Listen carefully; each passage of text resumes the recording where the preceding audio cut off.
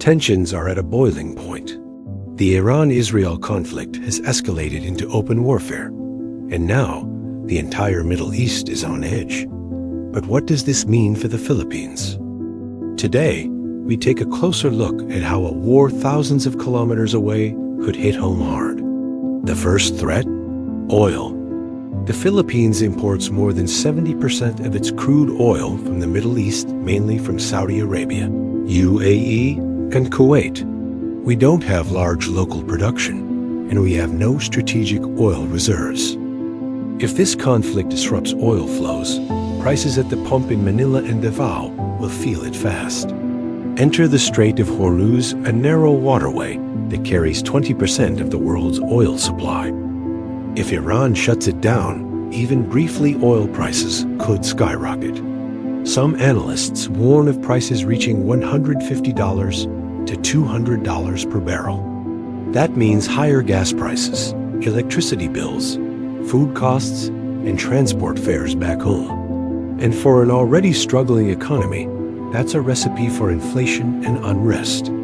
Then there are the people.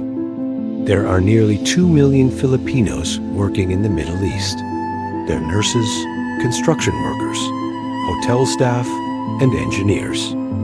If war spreads to Gulf countries, many of them may have to be evacuated. Some might lose their jobs. Others could face delayed pay or worse, get caught in the crossfire. And that affects more than just families.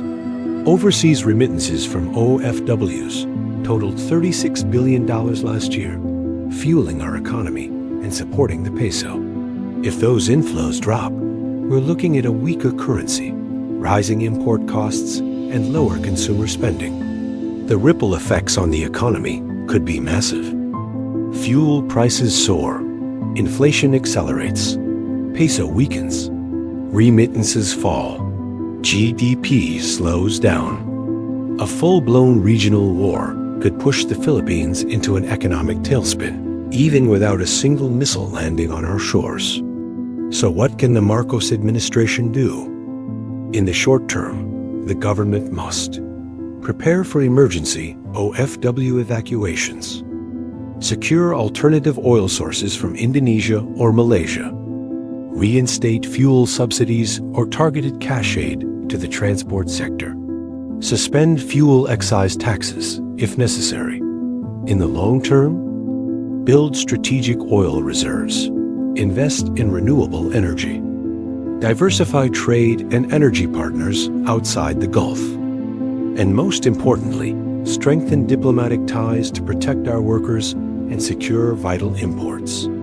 The Iran-Israel conflict may seem far away, but in today's global economy, no nation is too distant. The Philippines is vulnerable not by geography, but by dependency. Oil, remittances, economic resilience, it's all connected.